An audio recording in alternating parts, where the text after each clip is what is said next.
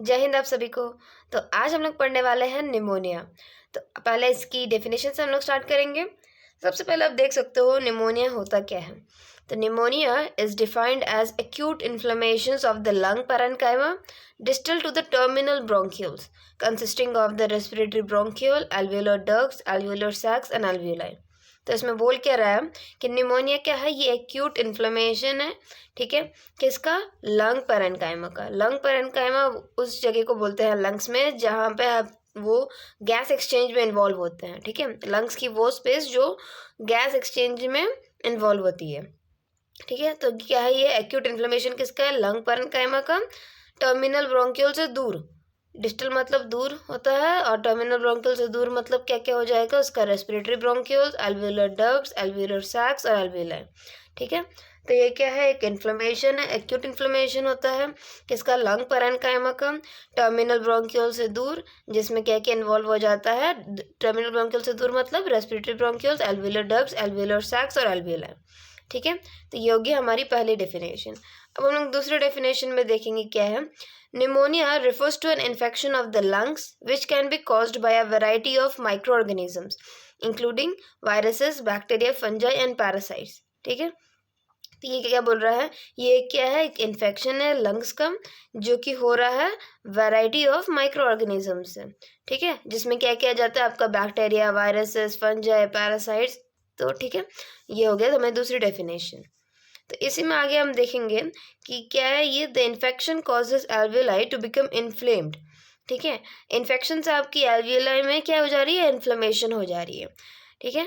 The air sacs में fill up with fluid और pus causing symptoms such as cough, fever, chills and trouble breathing. तो जब air sacs जिसमें आपका air रहना चाहिए वो अब क्या किससे फिल हो जा रहा है, फ्लूइड से या पस से फिल हो जा रहा है, ठीक है, जिससे क्या सिम्टम्स आपको देखने को मिल रहे हैं, कफ, फीवर, चिल्स और डिफ़िकल्टी इन ब्रीदिंग, ठीक है। तो ये हो गई हमारी दूसरी डेफिनेशन। तो हम लोगों ने पहला क्या देखा कि ये एक एक्यूट इन्फ्लेमेशन है किसका, लंग पैरेन्काइमा का, और ये हो कहाँ रहा है, डिस्टल, दूर, टर्मिनल ब्रोंक्यूल से दूर। मतलब दूर मतलब क्या क्या हो जाएगा आपका, respiratory bronchioles, alveolar ducts, alveolar sacs और एल्वियोलाई, ठीक है। तो ये हो गई पहली डेफिनेशन। और दूसरे में क्या बोल रहा है कि ये एक इन्फेक्शन है लंग्स का जो कि होता है वैरायटी ऑफ माइक्रो ऑर्गेनिज्म से। वैरायटी ऑफ माइक्रो ऑर्गेनिज्म मतलब जिसमें आपका आ जाएगा बैक्टीरिया, वायरसेस, फंजाई और पैरासाइट्स। अब ये इन्फेक्शन से क्या होगा, आपकी एल्वियोलाई में इन्फ्लेमेशन हो जाएगा, ठीक है। और जहाँ एयर सैक्स में एयर रहना चाहिए वह वाला वो जगह में आपका क्या हो जाएगा, फ्लूइड या पस कलेक्शन हो जाएगा, जिससे आपको डिफ़िकल्टी इन ब्रीदिंग होगी, फीवर होगा, चिल्स होगा, कफ होगा, ठीक है। तो ये हो गई आपकी डेफिनेशन। अब आगे हम लोग देखेंगे कि इसकी क्लिनिकल फॉर्म्स क्या है, क्लिनिकल फॉर्म्स के हिसाब से क्लासिफिकेशंस क्या क्या है। तो इसमें 3 क्लासिफिकेशन आपको देखने को मिलेंगे। पहला है लोबर निमोनिया, फिर आ जाता है हमारा ब्रोंको निमोनिया और थर्ड है इंटरस्टिशियल निमोनिया। तो लोबर निमोनिया क्या है, जब 1 और मोर पल्मोनरी लोब्स आर इन्वॉल्व। इसमें लोबर निमोनिया में क्या हो जाता है, जब एक या एक से ज़्यादा लोब्स आपके इन्वॉल्व होते हैं उसे हम लोग लोबर निमोनिया कहते हैं।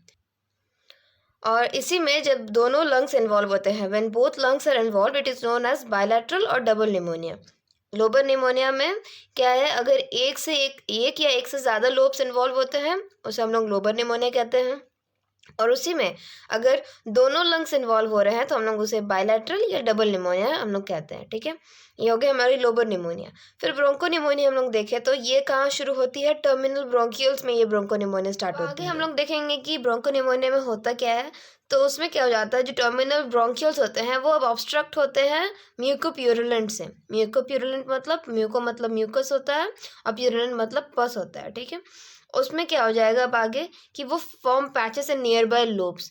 अब आपको लोब्स में पैचेस देखने को मिलेंगे, ठीक है, जैसे हम लोग कहते हैं क्या, लोब्यूलर निमोनिया, ठीक है। मैं आपको इमेजेस डाल दूंगी, आप लोग को इजी होगा समझने में। ये हो गई आपकी ब्रोंको निमोनिया।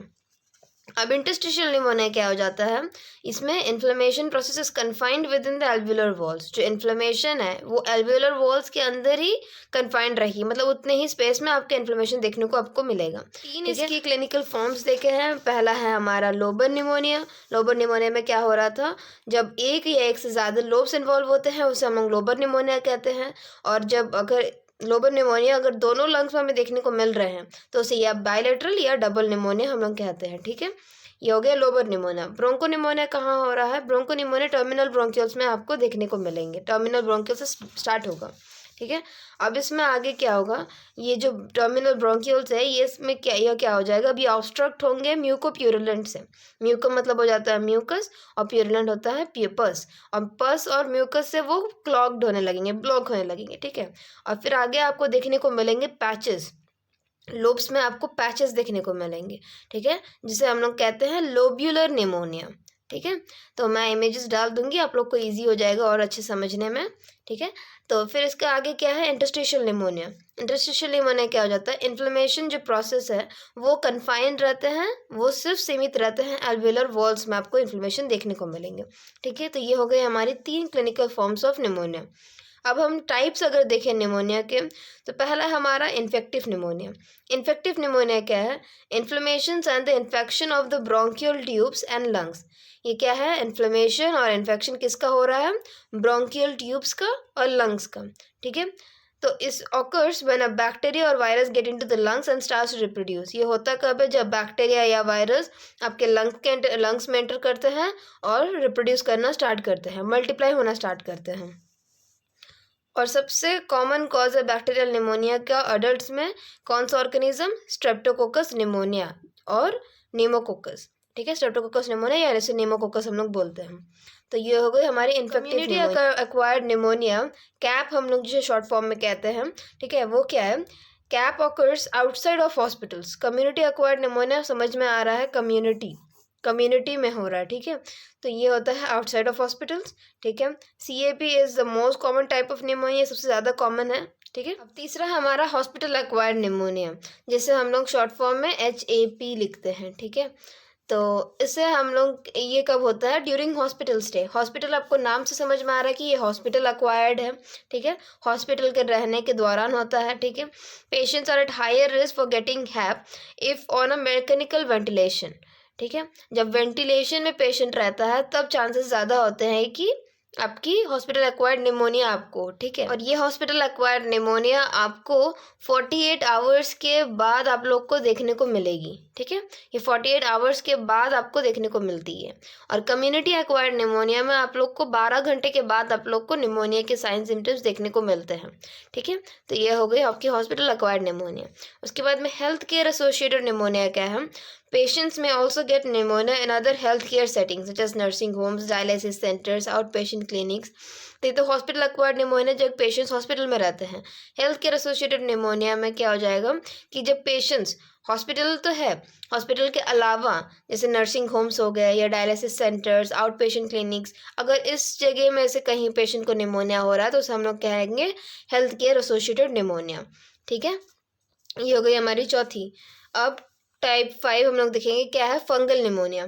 फंगल निमोनिया में क्या दो कॉजेटिव ऑर्गेनिजम्स है, कैंडिडा और एस्परगिलस स्पीसीज। ये दो टाइप्स ऑफ फंजाई है जो करते हैं निमोनिया कॉज, ठीक है। और न्यूमोसिस्टिस कैरिनी, ये फंगस है जो हम लोग जो निमोनिया कॉज करता है कौन से पेशेंट्स में, एड्स वाले पेशेंट्स में करता है ये निमोनिया, ठीक है। तो ये हो गई हमारी फंगल निमोनिया। अब एस्पिरेशन निमोनिया क्या है, this type of pneumonia occurs when person accidentally inhale food drink from mouth to lungs. जब एस्पिरेट कर जाते हैं, ठीक है, गलती से माउथ से हमारे लंग्स में चल जाता है खाना या पानी, ठीक है, कुछ भी हमारे माउथ से लंग्स में चल जाता है तो उसे हम लोग कहते हैं फिर एस्पिरेशन निमोनिया।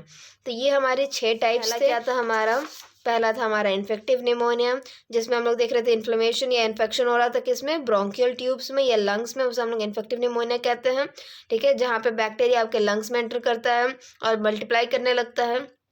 और सबसे कॉमन हम लोग देखा था बैक्टीरियल निमोनिया क्या है, स्ट्रेप्टोकोकस निमोनिया और निमोकोकस, ठीक है। एक्वायर्ड निमोनिया है तो आप कम्युनिटी वर्ड से पकड़ना आप लोग कि कम्युनिटी में होता है, ठीक है। ये तो ये आउटसाइड ऑफ हॉस्पिटल्स में होता है और मोस्ट कॉमन टाइप होता है ये निमोनिया, ठीक है।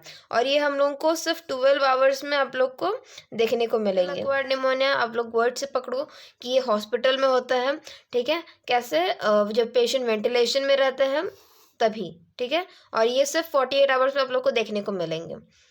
फिर हेल्थ केयर एसोसिएटेड निमोनिया है, अदर देन हॉस्पिटल्स क्या क्या है, nursing home, dialysis centres, out patient clinics. तो अगर यहाँ से पेशेंट को निमोनिया हो रहा है तो इसे हम लोग हेल्थ केयर एसोसिएटेड निमोनिया बोलेंगे, ठीक है। उसके बाद में फंगल निमोनिया है। फंगल निमोनिया में दो और स्पीसीज हम लोग को देखना है कि कैंडिडा और एस्परगिलस, ये दो टाइप से फंजाई का जो कॉज करता है निमोनिया। और एक है न्यूमोसिस्टिस कैरिनी, ठीक है। ये फंगस क्या करता है, निमोनिया कॉज करता है पेशेंट्स में जो कि एड्स से सफ़र कर रहे हैं, ठीक है। और एस्पिरेशन निमोनिया क्या हो जाता है, आप वर्ड से इसमें भी समझ सकते हो कि एस्पिरेट कर रहा है पेशेंट, मतलब माउथ से लंग्स में जा रहा है, ठीक है। फूड ड्रिंक, तो ये निमोनिया कॉज करता है। तो ये हो गई आपकी 6 टाइप्स की निमोनिया, ठीक है। इसके हम लोग कॉजेस, एटियोलॉजी हम लोग देखेंगे। तो है पहला है वायरल टाइप है, ठीक है। और इसमें हम लोग कॉजेटिव ऑर्गेनिज्म देखेंगे। मोस्ट कॉमन है इन्फ्लुएंजा, पैरा इन्फ्लुएंजा और रेस्पिरेटरी सिंक्टियल वायरस, ठीक है। अब ये गौर करना है कि रेस्पिरेटरी सिंक्टियल वायरस कॉमन कॉज है चिल्ड्रन में लेस देन 1 ईयर ओल्ड, ठीक है, रेस्पिरेटरी सिंक्टियल वायरस, तो ये याद रखना, ठीक है। और बड़ों में इन्फ्लुएंजा, ये सबसे मोस्ट कॉमन है, ठीक है, वायरस में। अब लेस कॉमन क्या क्या है, एडिनो वायरस, साइटोमेगालो वायरस, ये सब लेस कॉमन वायरस है, ठीक है। अब बैक्टीरियल में हम लोग जाए तो बैक्टीरिया में बैक्टीरियल निमोनिया सबसे ज़्यादा हम लोग को देखने को मिलता है अडल्ट्स में, ठीक है। मोस्ट कॉमन कॉज है निमोनिया का अडल्ट्स में, और अनकॉमन है यंग चिल्ड्रन में। तो इसमें सबसे ज़्यादा कॉमन कौन सी कॉज है, स्ट्रेप्टोकोकस निमोनिया, ठीक है। इस कॉमन क्या है, staphylococcus aureus, haemophilus influenza type B, escherichia coli, klebsiella pneumonia, ठीक है। तो ये हो गए आपकी बैक्टीरियल में। अब हम लोग फंगल में देखें तो फंगल काफ़ी रेयर होता है, और कुछ टाइप ऑफ फंजाई क्या करते हैं, pneumonia only in people who have weaken immune system, और कुछ टाइप्स ऑफ फंजाई ऐसे होते हैं जो सिर्फ इम्यूनो कॉम्प्रोमाइज्ड लोगों में ही होता है, ठीक है। जैसे कि एस्परगिलस स्पीसीज है, इसमें कॉजेटिव ऑर्गेनिज्म कैनेडा स्पीसीज है, ठीक है। तो ये हो गई इसकी कॉजेस, और ये एटियोलॉजी आप बोल सकते हो, ठीक है। अब हम लोग आगे इसमें देखेंगे इसके रिस्क फैक्टर्स क्या क्या है।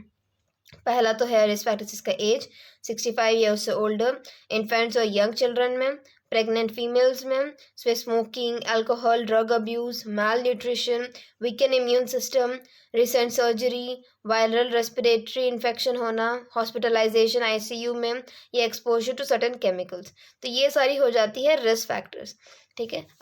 तो इसके बाद हम लोग पैथोफिजियोलॉजी देखें तो स्ट्रेप्टोकोकस निमोनिया क्या हो गया, entry of the micro organism to the respiratory tract, entry हुआ माइक्रो ऑर्गेनिज्म का रेस्पिरेटरी ट्रैक्ट में, ठीक है। फिर एक्टिवेशन होगा इम्यून रिस्पॉन्स, उससे क्या हो जाएगा, आपका म्यूकस प्रोडक्शन होना स्टार्ट होगा, ठीक है, ये एक इम्यून रिस्पॉन्स है। फिर इनएफेक्टिव इम्यून रिस्पॉन्स, ठीक है, लड़ नहीं पाया बैक्टीरिया से, तो बैक्टीरिया क्या हो जाएगा, पेनिट्रेट करेगा लोअर रेस्पिरेटरी ट्रैक्ट में, ठीक है। अब लंग्स में वो एंटर करेगा और वहाँ पे वो रिलीज करेगा, ये बैक्टीरिया रिलीज करेगा क्या, एंडोटॉक्सिन और एक्सोटॉक्सिन, कंटिन्यूअस म्यूकस प्रोडक्शन होते रहेगा, ठीक है। उसके बाद आपके वेसल्स डायलेट करेंगे, वेसल डायलेशन होगा और increase blood flow, vessel dilate करेंगे तो ब्लड फ्लो बढ़ेगा, ठीक है। अब आरबीसीज, फाइब्रिन और ल्यूकोसाइट्स इनफिल्ट्रेट करेंगे एल्विलाई में, ये सब कहाँ आएंगे, एल्विलाई में आएंगे, ठीक है। कॉन्सोलिडेशन मतलब सबका कम टुगेदर, ठीक है, सबका आना, तो फाइब्रिन और ल्यूकोसाइट सब आएंगे कहाँ पे, अफेक्टेड एरिया में आएंगे, ठीक है। अब engorgement of the alveolar space with fluid, जो आपकी एल्वियोलर स्पेस है, एनगॉर्जमेंट मतलब स्टफ मतलब भर जाना, ठीक है। तो आपकी एल्वियोलर स्पेस किससे भर जा रही है, फ्लूइड से भर जा रही है, ठीक है। अब फिर अल्टर्ड पल्मोनरी टिश्यू परफ्यूजन, अब आपकी टिश्यू परफ्यूजन जो सही से ऑक्सीजन एक्सचेंज, कार्बन एक्सचेंज होना है वो सही से होगा नहीं, ठीक है, वो फर्दर क्या कॉज करेगा आपको, निमोनिया। एक बार हम लोग फिर से इसे देख लेते हैं, पैथोफिजियोलॉजी क्या बोल रहा है, इटियोलॉजिकल फैक्टर है स्ट्रेप्टोकोकस निमोनिया, ठीक है। अब ये ऑर्गेनिज्म क्या करा, एंटर किया रेस्पिरेटरी ट्रैक्ट में, फिर हमारा एक्टिवेशन होगा इम्यून रिस्पॉन्स, जिससे म्यूकस प्रोडक्शन होगा, इनएफेक्टिव इम्यून रिस्पॉन्स होगा, ठीक है, लड़ नहीं पाएगा, तो फिर वो बैक्टीरिया कहाँ पेनिट्रेट करेगा, लोअर रेस्पिरेटरी ट्रैक्ट में, ठीक है। अब वहाँ रिलीज क्या करेगा, एंडोटॉक्सिन और एक्सोटॉक्सिन वो रिलीज करेगा, ठीक है। अब रिलीज किया कर दिया एंडोटॉक्सिन एक्सोटॉक्सिन, फिर से कंटिन्यूअस म्यूकस प्रोडक्शन, जो म्यूकस प्रोडक्शन हो रहा था वो कंटिन्यू होगा, ठीक है। अब आपके वेसल्स डायलेट करेंगे और फिर इंक्रीज ब्लड फ्लो होगा, ठीक है। उसके बाद जो आरबीसीज है, फाइब्रिन है, आपकी डब्ल्यूबीसीज है, वो इनफिल्ट्रेट करेगी एल्वियोलाई में, सब आएंगे एल्वियोलाई में, फिर वहाँ पे सब फाइब्रिन्स और ल्यूकोसाइड सब साथ में आएंगे, कहाँ पे, अफेक्टेड एरिया में आएंगे, ठीक है। अब आपकी जो एल्वियोलर स्पेस है वो किससे भर जाएगी, फ्लूइड से भर जाएगी, और फिर पल्मोनरी टिश्यू परफ्यूजन, तो आपकी टिश्यू परफ्यूजन भी तो सही से होगी नहीं, क्योंकि जहाँ पे एयर रहना है वहाँ पे आपकी फ्लूइड भर गई है, ठीक है, वो फर्दर आपको क्या कॉज करेगी, निमोनिया। तो ये हो गई आपकी पैथोफिजियोलॉजी। होप आप लोग को समझ आ गई होगी। अगर कहीं भी दिक्कत हो, नहीं समझ आई हो, आप में से पूछना, मैं आप लोग को बता दूंगी, ठीक है। आइए हम लोग इसकी देखेंगे क्लिनिकल मैनिफेस्टेशंस क्या है।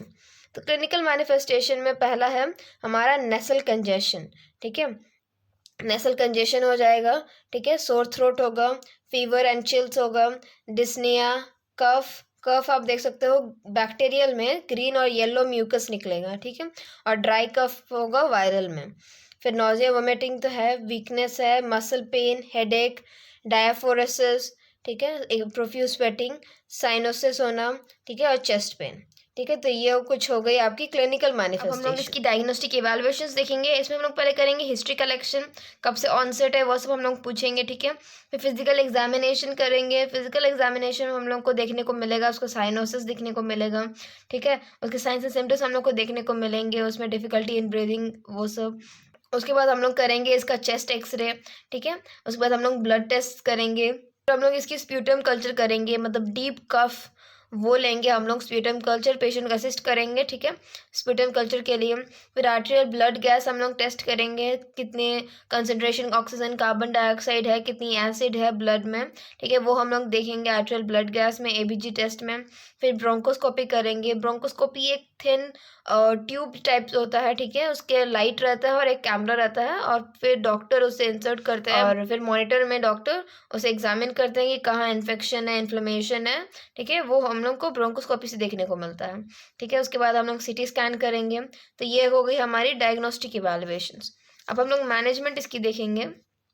तो मैनेजमेंट में सबसे पहले हम लोग का मेडिकल मैनेजमेंट है। मेडिकल मैनेजमेंट में पहले हम लोग एंटीबायोटिक्स देंगे, ये ट्रीट करेगा बैक्टीरियल निमोनिया, ठीक है। माइल्ड निमोनिया के लिए हम लोग ओरल मैक्रोलाइड एंटीबायोटिक्स देते हैं, जिसमें क्या है, एजिथ्रोमाइसिन है, क्लैरिथ्रोमाइसिन है, या एरिथ्रोमाइसिन है, ठीक है। Patients with other serious illness such as heart disease, COPD, kidney disease, diabetes are often given one of the following. अगर पेशेंट को ये सब है, ठीक है, विथ निमोनिया, तो हम लोग क्या क्या देंगे, इसमें से कोई एक देंगे। क्या, फ्लोरोक्विनोलिन, स्पारफ्लोक्सासिन, गेमीफ्लोक्सासिन, मॉक्सीफ्लोक्सासिन, तो इनमें से कोई एक हम लोग देंगे एंटीबायोटिक्स, ठीक है। अब हम लोग आगे इसमें देखेंगे क्या है। आगे इसमें हम लोग को वायरल निमोनिया के लिए अगर वो हो रहा है इन्फ्लुएंजा ए से, तो इसमें रिमेंटिडाइन, ठीक है, ये हम लोग देंगे। अगर ये हो रहा है इन्फ्लुएंजा ए या बी से हो रहा है हम, तो जानामिविर देंगे, नहीं तो ओस्लेटामिविर देंगे, ठीक है। तो ये हो गई हमारी वायरल निमोनिया के लिए। फिर क्या देंगे हम लोग, एस्पिरिन देंगे, एनासिड्स देंगे, जैसे कि इब्यूप्रोफेन या नेप्रोक्सेन, ठीक है, ये हो गए फीवर के लिए। फिर एक्सपेक्टोरेंट्स देंगे, ठीक है, कैसे, क्या, गुआफेसिन स्प्यूटम को लूज करने के लिए, ठीक है, एक्सपेक्टोरेंट से देते हैं हम लोग।